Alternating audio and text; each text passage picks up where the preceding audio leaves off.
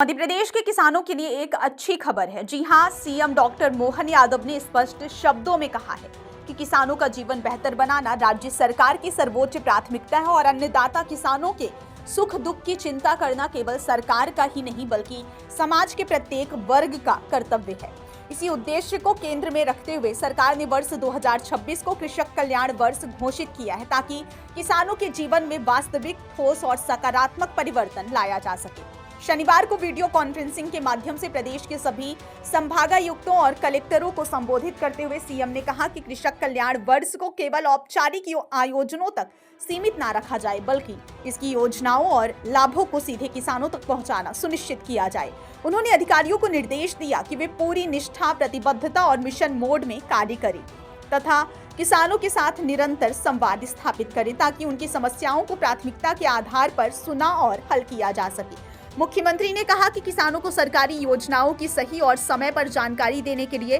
किसान रथ चलाए जाएं, जिनका शुभारंभ स्थानीय जनप्रतिनिधियों के माध्यम से कराया जाए ताकि किसानों में विश्वास और भागीदारी दोनों बढ़े। उन्होंने खेती के बदलते परिदृश्य को ध्यान में रखते हुए अधिकारियों से आग्रह किया कि वे किसानों को ग्रीष्मकालीन मूंग की बजाय मूंगफली और उड़द जैसी फसलों की खेती के लिए प्रोत्साहित करें,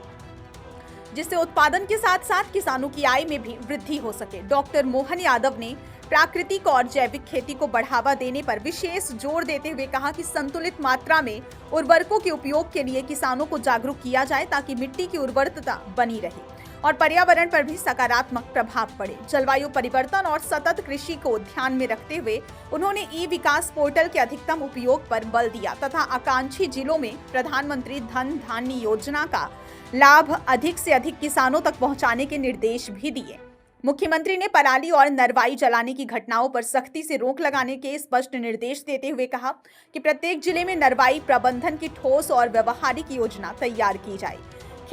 खेतों से निकलने वाली पराली और भूसे का उपयोग गौशालाओं में चारों के रूप में किया जाए, जिससे गौवंश को पोषण मिल सके। साथ ही फसल अवशेषों से बायोगैस संयंत्र स्थापित करने की दिशा में भी ठोस पहल की जाए, जिससे ऊर्जा उत्पादन के साथ साथ पर्यावरण संरक्षण को भी बढ़ावा मिले। दुग्ध उत्पादन के क्षेत्र में मुख्यमंत्री ने कहा कि पशुपालकों को नस्ल सुधार, संतुलित पशु आहार और पशु स्वास्थ्य से जुड़े लाभों के प्रति जागरूक किया जाए ताकि दूध उत्पादन में गुणवत्ता और मात्रा दोनों में सुधार हो सके। उन्होंने बताया कि पशुपालकों के लिए एक विशेष मोबाइल ऐप तैयार किया जा रहा है, जिसके माध्यम से उन्हें दुग्ध उत्पादन बढ़ाने, पशु रोगों की पहचान और उपचार से संबंधित उपयोगी जानकारी उपलब्ध कराई जाएगी। मत्स्य पालन को प्रोत्साहित करने के लिए सीएम ने जिला स्तर पर मत्स्य नगरीय क्षेत्रों में फिश पार्लर स्थापित करने के निर्देश दिए हैं, जिससे रोजगार के नए अवसर सृजित हों और किसानों तथा मत्स्य पालकों की आय में वृद्धि हो सके। इसके साथ ही उन्होंने कृषि आधारित उद्योगों के विकास पर विशेष ध्यान देने की आवश्यकता बताते हुए कहा कि इससे न केवल कृषि उत्पादों का मूल्य संवर्धन होगा बल्कि ग्रामीण अर्थव्यवस्था को भी मजबूती मिलेगी। मुख्यमंत्री ने जानकारी दी कि कृषक कल्याण वर्ष के दौरान किसान कल्याण एवं कृषि विकास विभाग के साथ साथ उद्यानिकी, पशुपालन, मत्स्य पालन, सहकारिता, ऊर्जा, पंचायत एवं ग्रामीण विकास सहित 15 से अधिक विभाग आपसी समन्वय के साथ मिलकर काम करेंगे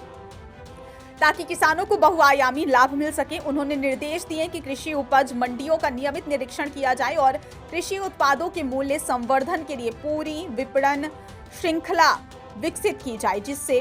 किसानों को उनके उत्पादों का उचित मूल्य मिल सके। कृषक कल्याण वर्ष के अंतर्गत संचालित सभी गतिविधियों की नियमित मॉनिटरिंग सुनिश्चित करने पर भी मुख्यमंत्री ने जोर दिया। उन्होंने बताया कि फरवरी माह में डिंडोरी जिले में कोदो कुटकी बोनस वितरण कार्यक्रम आयोजित किया जाएगा, जबकि मार्च में राज्य स्तरीय सहकारिता सम्मेलन आयोजित होगा, जिसमें किसानों को नए कृषि ऋण, सहकारी बैंकिंग सुविधाएं प्रदान की जाएंगी। सीएम डॉक्टर मोहन यादव ने अंत में कहा कि कृषक कल्याण वर्ष की कार्य योजना को जमीनी स्तर पर प्रभावी ढंग से लागू करना हम सभी की सामूहिक जिम्मेदारी है ताकि प्रदेश का किसान खुशहाल, समृद्ध और आत्मनिर्भर बन सके तथा कृषि क्षेत्र राज्य के समग्र विकास की मजबूत आधारशिला बने।